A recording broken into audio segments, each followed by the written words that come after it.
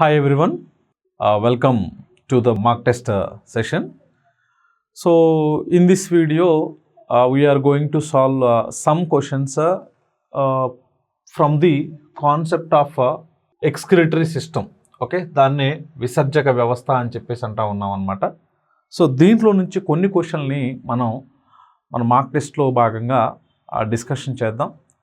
So ఇక్కడ కూడా questions అన్నీ కూడా మోడరేట్, ఓకే, తర్వాత ఈజీ, మోడరేట్, డిఫికల్ట్, ఇట్లా అన్ని పారామీటర్స్ని బేస్ చేసుకుని కూడా క్వశ్చన్స్ చేయటం జరిగింది. So kindly follow the questions, right? So without any late, we will enter into the session right now. So first, excretory organs, okay, excretory organs of leech, okay. మనకి ఈ కాన్సెప్ట్లో క్లియర్గా తెలుసుకోవాల్సింది ఏంటి ఎగ్జామ్ పాయింట్ ఆఫ్ వ్యూ అంటే, so types of organisms and their excretory organs, ఇవి చాలా క్లియర్గా తెలుసుకోవాలి. Okay, organisms and types of organisms and organisms excretory organs, okay, అది చాలా ఇంపార్టెంట్. ఆ తర్వాత organisms and their excretory substance and respective type of organisms, ఇట్లా మనం క్లియర్గా ఆ పాయింట్ అంటే క్రిస్పీగా మనం నోట్స్ తయారు చేసుకున్నప్పుడు చాలా ఈజీగా మార్క్స్ తెచ్చుకోవచ్చు అనమాట.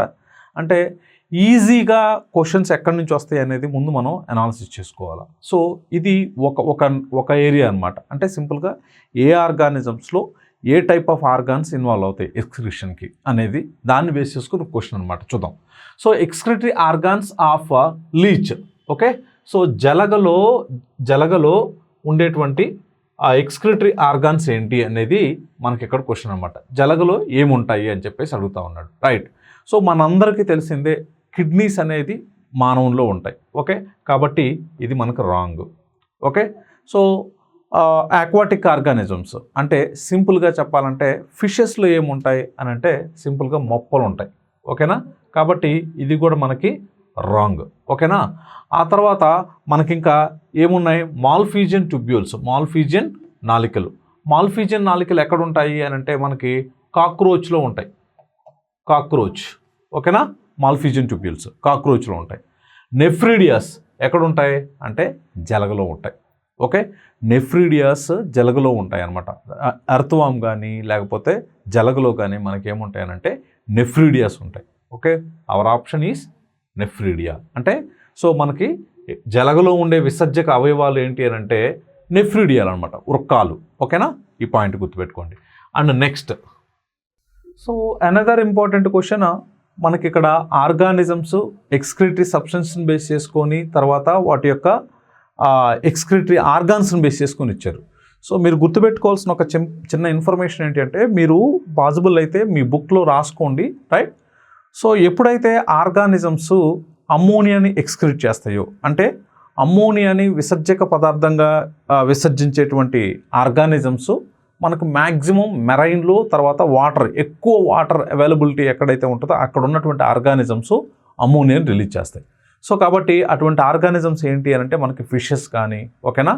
తర్వాత మనకి ఆక్వాటిక్ ఆర్గానిజమ్స్ అన్నీ కూడా మోస్ట్లీ మనకు అక్కడ వస్తాయి. అటువంటి ఆర్గానిజమ్స్ని ఏమంటాము అని అంటే అమ్మోనోటెలిక్ అని చెప్పేసి అంటాం. ఇక్కడ వాటర్ అవైలబిలిటీ ఎట్లా ఉంటుంది అంటే చాలా ఎక్కువ ఉంటుంది. ఎందుకు అంత ఎక్కువ ఉంటుంది అని అంటే, సో సింపుల్గా ఆ ఆర్గానిజమ్స్ ఎక్స్క్రీట్ చేసే అమ్మోనియా, రైట్, అది చాలా టాక్సిక్ అనమాట. కాబట్టి దాన్ని కంప్లీట్గా డిజాల్వ్ చేయాలి కాబట్టి మనకి ఎక్కువ వాటర్ అవైలబిలిటీ ఉంటుందన్నమాట, రైట్? సో ఇక్కడ పాయింట్ ఏంటి అంటే organisms which excrete ammonia, they are ammonotelic, okay.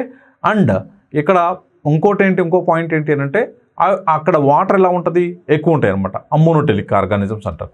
ఆ తర్వాత నెక్స్ట్ ఇంకోటి ఏంటి అంటే వాటర్ నార్మల్ కండిషన్లో ఉన్నప్పుడు ఆర్గానిజమ్స్ ఏమి ఎక్స్క్రీట్ చేస్తాయి అంటే ఏమి విసర్జిస్తాయి అంటే యూరియా. అంటే యూరియాని విసర్జించే ఆర్గానిజమ్స్ ఏవి అని అంటే హ్యూమన్ బీయింగ్స్, అంటే మ్యామల్స్ అనమాట, మనమే, రైట్? మ్యామల్స్, తర్వాత షార్క్, ఓకేనా. సో ఇవన్నీ కూడా మనకి ఈ కేటగిరీ కింద వస్తాయి అనమాట. ఆ తర్వాత మనకి నెక్స్ట్ ఇంకోటి ఏంటి అని అంటే ఇంకో కేటగిరీ ఏంటి అని అంటే వాటర్ ఫెసిలిటీ చాలా తక్కువ ఉంటుంది, చాలా తక్కువ వాటర్ తీసుకుంటూ ఉంటాయి. అటువంటి ఆర్గానిజమ్స్ ఏమి ఎక్స్క్రీట్ చేస్తాయంటే యూరిక్ యాసిడ్, ఓకేనా. Uric acid. సో అటువంటి వాటిని మనం ఏమంటామంటే యూరికోటెలిక్ ఆర్గానిజమ్స్ అంటాం. Uricotelic organisms. ఈ యూరికోటెలిక్ ఆర్గానిజమ్స్ ఏమేంటి అని అంటే birds, insects, okay, lizards, snakes, ఇవన్నీ కూడా ఆ కేటగిరీలోకి వస్తాయి అన్నమాట. ఓకేనా, కాన్సెప్ట్ అర్థమైంది అనుకుంటున్నాను. సో దాన్ని బేస్ చేసుకుని ఇప్పుడు మనం ఆన్సర్ని చూద్దాం. ఓకేనా, right. So insects, fresh water fish, okay, earth warm and uricotelic organisms. Right. So మనందరికీ తెలిసిందే యూరికోటెలిక్ ఆర్గానిజమ్స్ అన్నాం. ఓకే, సో సింపుల్గా చూద్దాం. రైట్. ఫస్ట్ మనకి తెలిసింది, ఓకే, పాయింట్ ఆఫ్ వ్యూ, మనకు తెలిసిన పాయింట్ ఆఫ్ వ్యూలో చూద్దాం. రైట్. సో ఇక్కడ ఫ్రెష్ వాటర్ ఫిష్ ఏదైనా కానీ మనకి అమ్మోనియాని ఎక్స్క్రీట్ చేస్తాయి. కాబట్టి బీకి ఏమి ఉండాలా? 3 ఉండాలా. ఓకే, సో బీకి 3 ఉండాలా. రైట్. బీకి 3 ఉంది, ఇక్కడ బీకి 3 ఉంది, ఇక్కడ రైట్. సో కాబట్టి మనకి ఆల్మోస్ట్ ఇదే అవుతుంది. చూద్దాం, ఇంకా చూద్దాం. రైట్. సో తర్వాత ఎర్త్ వామ్. ఓకే, తర్వాత మనకి ఎర్త్ వామ్లో మనకి ఏముంటుంది? ఆ యొక్క ఆర్గాన్స్ ఏంటి అని అంటే సింపుల్గా C4, ఓకే, అంటే నెఫ్రిడియాస్. ఎర్త్ వామ్లో వేటి ద్వారా అవి ఎక్స్క్రిషన్ చేస్తుంది అని అంటే నెఫ్రిడియాస్. కాబట్టి C4, ఓకేనా. తర్వాత డి యూరికోటెలిక్. ఓకే, యూరికోటెలిక్ ఏంటి? Birds, okay, birds, insects, okay, birds, insects. వీటికి ఏముంటుంది? చాలా తక్కువ వాటర్ తీసుకుంటాయి. బర్డ్స్, ఇన్సెక్ట్స్, తర్వాత లిజార్డ్స్, బల్లి, ఓకేనా, ఇవన్నీ కూడా అనమాట. కాబట్టి D1. ఓకే, తర్వాత మరి నెక్స్ట్ ఇన్సెక్ట్స్. ఓకే, ఇన్సెక్ట్స్ ఏంటి? రైట్. Insects Malpighian tubules. ఓకేనా. సో కాబట్టి మనకి ఆన్సర్ ఏంటి అని అంటే సింపుల్ గుర్తుపెట్టుకోండి, 4th ఆప్షన్.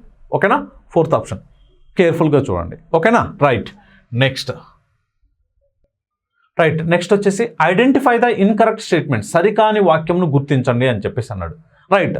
సో ప్రతిసారి డయాలసిస్కి 3 to 6 గంటల సమయం తీసుకుంటుంది. ఆల్మోస్ట్ అంటే మనం ఎప్పుడు చేయించుకోలేదు, బట్ సైంటిఫికల్గా మనకి అంతే టైం పడుతుంది అనమాట. ఓకే, సో 3 to 6 అవర్స్ మనకి టైం పడుతుంది ఒకసారి డయాలసిస్ చేస్తే. రైట్. తర్వాత the long term solution for those who kidneys are not working is kidney transplant. So దీనికి ఇంకా ఈ డయాలసిస్ కంటిన్యూస్గా చేయించుకోవటం ఇబ్బంది అయ్యి ప్రాబ్లం అయిన వాళ్ళకి ఏంటి అంటే కిడ్నీ ట్రాన్స్ప్లాంటేషన్ కూడా చేస్తారు. ఇది long term. Okay, so solution అదేనమాట. ఓకే, ఇది కూడా కరెక్టే. రైట్. ఆ తర్వాత a well functioning kidney from a close relative and transplant it. Okay, so అంటే ఇది కిడ్నీలు కూడా ఎవరి దగ్గర నుంచి పడితే వాళ్ళ దగ్గర నుంచి తీసుకోరు. Mostly same, okay, same group, right, parents కానీ లేకపోతే సేమ్ చాలా క్లోజ్ ఉండే వాళ్ళ దగ్గరే ఇది తీసుకోవటం జరుగుతుంది అనమాట. ఎందుకంటే సేమ్ వాళ్ళ బ్లడ్ గ్రూప్స్ కానీ ఇదంతా కూడా జెనెటికల్ ఫ్యాక్టర్స్ కానీ ఇంకోటి కానీ ఏమి కూడా వాళ్ళని ఎఫెక్ట్ చేయకుండా ఉండడానికి మ్యాక్సిమం క్లోజ్ రిలేటివ్స్ దగ్గర నుంచే తీసుకుంటాము. ఓకేనా, సమీప బంధువు నుండి సక్రమంగా పనిచేసే మూత్రపిండాన్ని తీసుకొని మార్పిడి చేయడం జరుగుతుంది. ఓకే, ఇది కూడా కరెక్టే. Right. The kidney should be taken someone who is not related to the patient to prevent the immune system from rejecting the kidney.